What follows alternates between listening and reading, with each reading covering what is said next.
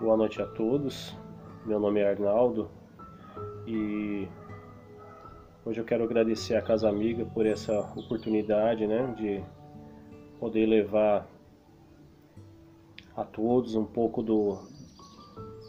da mensagem do Mestre Jesus e podermos assim, trocar um pouco de ideia sobre a doutrina espírita, sobre a evolução espiritual. Eu tenho acompanhado o trabalho de um escritor chamado Paulo Henrique de Figueiredo e hoje eu posso afirmar que ele mudou a minha visão sobre o espiritismo, né?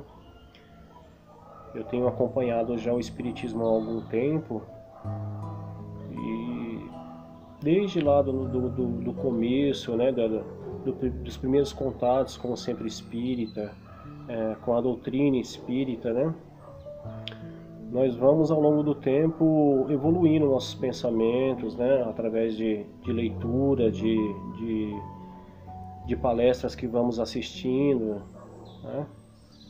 E hoje eu vou tentar de uma forma bem simplória, passar para vocês uma das ideias, que eu ouvi e mudou a minha visão na doutrina espírita, que é sobre o livro Revolução Espírita. Acredito aí que a grande maioria de vocês já conhece, Esse livro é de autoria do Paulo Henrique de Figueiredo. Para quem não conhece, procura pesquisar, tem muitas palestras deles no YouTube, A TV Mundo Maior, a Rádio Boa Nova, tem sempre programa, falando sobre o livro ou até mesmo o programa dele. Bom, mas vamos lá. O que fez essa concepção, essa visão do Paulo Henrique mudar a minha concepção de espiritismo? Eu sempre vi o espiritismo de uma forma muito emotiva, digamos assim, A grande maioria de nós chega ao espiritismo, felizmente, ou infelizmente, através da dor. E comigo não foi diferente. Conheci o espiritismo ainda bem cedo, mas nunca me aprofundei. E eu tinha aquela visão assim de um espiritismo onde todo mundo é amigo, onde todo mundo é bonzinho, onde todo mundo tá ali para apoiar o outro, E de fato no fundo Só que, estudando a doutrina e lendo alguns livros, a gente começa a mudar um pouco nossa concepção. Olha que coisa interessante, depois já de muito tempo, dentro do espiritismo, eu fui assistir uma palestra do Paulo Henrique de Figueiredo lá no Centro Espírita Meimei, aqui em São Paulo, zona leste de São Paulo. E ele iniciou essa palestra com uma pergunta: o que difere o espiritismo das outras religiões ou dos outros conceitos filosóficos ou religiosos? E aí as respostas são diversas, Eu mesmo respondi que o que difere o espiritismo das outras religiões é a questão de acreditar, de crer na reencarnação. E ele logo de cara falou assim: é isso também, mas não é isso. Porque várias outras crenças creem na reencarnação, como o budismo, e deu vários exemplos. E aí um outro colega falou assim: não, o espiritismo é diferente, porque não crê em santos, ou santidades, na forma literal da fala. E ele falou assim, não é só isso também não, até porque se a gente for analisar aí, tem muito mais espírita orando para santo do que católicos, né? E foram várias questões aí, algumas pessoas respondendo, colocando seu ponto de vista, né? Seus pontos de vista. E aí, quando ele começou a explanar qual era essa diferença e o que ele percebeu, eu fiquei maravilhado. Eu fiquei maravilhado porque aquilo fez uma diferença absurda para mim. É como se todas as peças que tivesse naquele quebra-cabeça da vida se encaixasse, mas com uma perfeição absoluta, com uma perfeição sem igual. E ele falou assim: olha, gente, a grande diferença do Espiritismo é que na concepção do Espiritismo nós nascemos simples e ignorantes. Tá?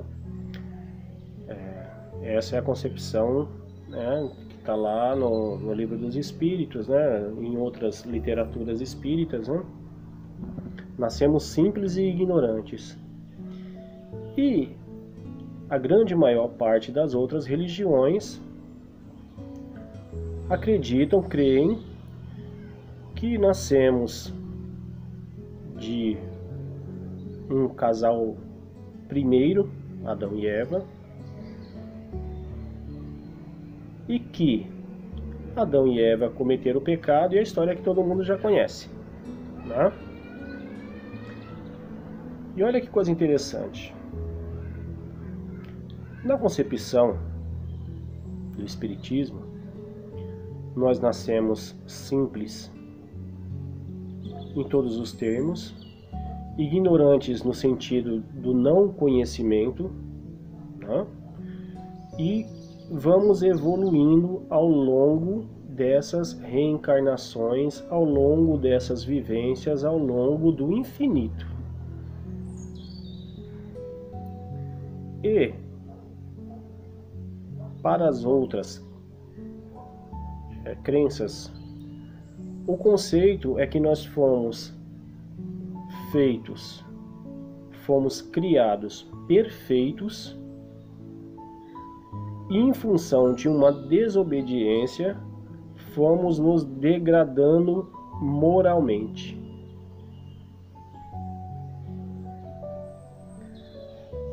Olha assim, se a gente for imaginar e pensar e levar por esse pensamento, por esse conceito, o que nos resta? A pergunta é: o que nos resta? A não ser subjugado ao longo da nossa existência.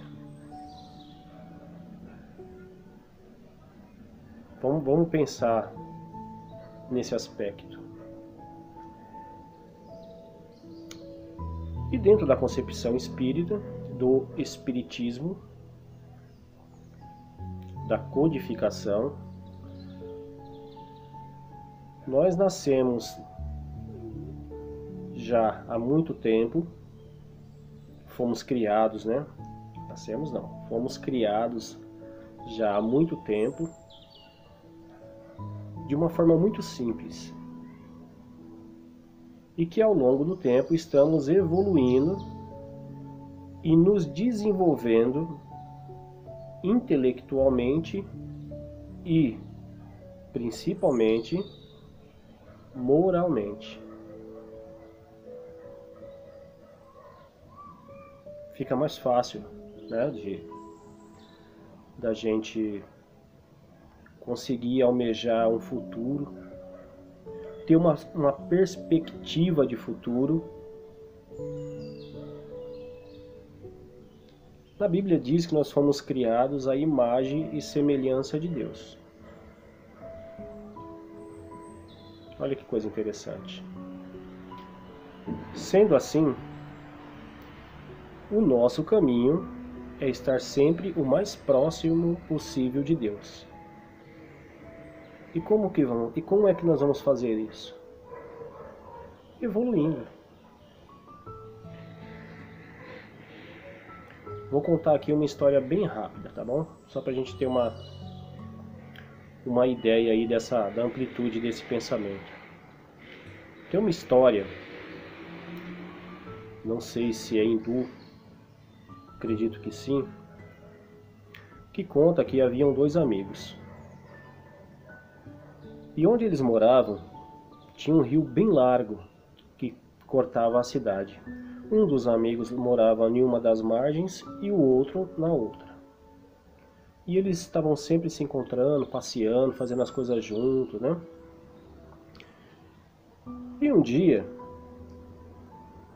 um dos amigos ficou sabendo que teria do outro lado uma festa, uma mega festa que ia varar a noite. E ele foi atravessar o rio para chamar o seu amigo, convidar o seu amigo para ir junto a essa festa. No meio do caminho, atravessando esse rio a barco, ele encontrou o amigo vindo na sua direção. E o amigo que vinha na sua direção falou assim para ele: "Poxa vida, eu fiquei sabendo que vai ter uma noite de oração do lado que você mora na sua cidade. E eu estava indo justamente para lá para poder te convidar para irmos para esse evento religioso que vai ter." E o outro disse assim: "Puxa vida, eu estava fazendo o mesmo. Só que eu ia te convidar para a festa que vai ter na parte da cidade que você mora." E eles ficaram ali agora. E agora, o que a gente vai fazer? Vamos para a festa? Vamos para a celebração religiosa? O que nós vamos fazer? Por fim, um dos rapazes decidiu que ia para a festa. "Ah, vamos para a festa, tá? Vamos para a festa." E o outro falou assim: não, eu prefiro ir para o evento religioso." E cada um foi para um lado. Então, um estava na festa e o outro nesse evento religioso. Passado a noite toda, quando os dois voltavam cada um para o seu lado da cidade, que estavam em lados opostos, veio uma chuva torrencial. E teve um alagamento imenso e os dois acabaram desencarnando afogados nesse alagamento. Quando chegaram naquele lugar onde supõe-se que existe esse julgamento, aquela pessoa que fazia o julgamento falou assim: "Ó, você vai para o céu e você vai ir para o inferno." Os amigos entreolharam-se e ficaram meio... Um deles falou para essa pessoa: "Senhor, você está enganado. É meu amigo que deve ir para o céu. Ele passou a noite orando, enquanto eu estava numa festa, né? Eu bebi, eu dancei." E esse senhor falou assim para eles: "Ó, o que importa aqui não é onde cada um estava, mas aonde a consciência e o pensamento de cada um estava. O seu amigo estava no evento religioso, passou a noite lá com o seguinte pensamento: meu Deus, que lugar chato. Eu poderia estar uma hora dessa me divertindo com meu amigo. O que eu vim fazer nesse lugar? Passar a noite orando. Meu Deus, que lugar chato." Enquanto você que estava na festa, qual era o seu pensamento o tempo todo? Meu Deus, me perdoa. Eu deixei de estar com meu amigo. Eu deixei de compartilhar uma noite religiosa com ele e estou aqui nessa festa, cheio de pessoas que ninguém se importa um com o outro.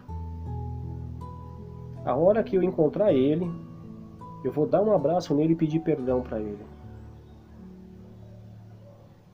Perceberam?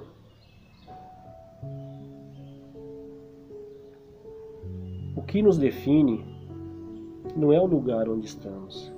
O que nos define são as nossas atitudes e a nossa moralidade. Ser uma pessoa de moral elevada não é o cara que faz tudo certinho, mas é o que faz o possível para fazer tudo certo, ou o máximo possível certo. Tá? Porque dentro desse pensamento, dentro desse conceito de que fomos criados simples e ignorantes, somos todos imperfeitos. Mas almejamos uma condição moral melhor. Estamos todos suscetíveis ao erro. Qual é a fala de Jesus? Amai ao próximo como a ti mesmo. Enquanto eu não criar um conceito de amor que seja baseado numa moral, para poder me respeitar, como que eu vou respeitar o meu próximo? Fica difícil, né? Mas nem por isso seremos julgados. Como Deus poderia julgar ou condenar se Ele mesmo nos criou simples e ignorantes? Faz sentido algumas coisas? Começa a se encaixar? Por que Deus nos criaria nessas condições para simplesmente ter o capricho de vir e nos julgar? Eu acho incoerente. Mas essa é a minha opinião também. Tá? O que eu estou tentando passar para vocês é uma ideia profunda e maravilhosa, que nesse espaço curto de tempo não tem como fazer isso. Mas deixo a mensagem para que vocês pesquisem. Paulo Henrique de Figueiredo. Assista suas palestras, para quem não conhece, para quem já conhece sabe do que eu estou falando. É uma ideia fantástica. É um conceito religioso, moral, incrível, que para mim fez muita diferença e eu gostaria de compartilhar essa ideia com vocês. Ok? Vamos agora elevar nossos pensamentos e agradecer ao plano espiritual por essa oportunidade. Vibrar uma salutar energia a todos aqueles que passam por esse processo que estamos passando nessa época dessa pandemia. Para essas pessoas que de alguma forma foram afetadas, direta ou indiretamente, para que elas tenham a resistência e a fé necessária para passar por esse momento muito difícil para todos nós.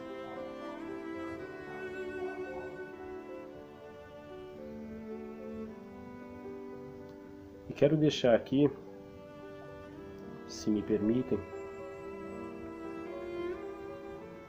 uma fala, uma vibração com muito amor e carinho, uma singela homenagem a um grande amigo que desencarnou, um grande trabalhador, não era da casa espírita, não era do espiritismo, um grande trabalhador de Jesus que servia numa casa espírita. Meu amigo Rocha, que desencarnou essa semana, em função dessa pandemia. Está fazendo parte agora, tenho certeza, de uma grande equipe de espíritos confortando aqueles que passam pela necessidade. Amigo Rocha,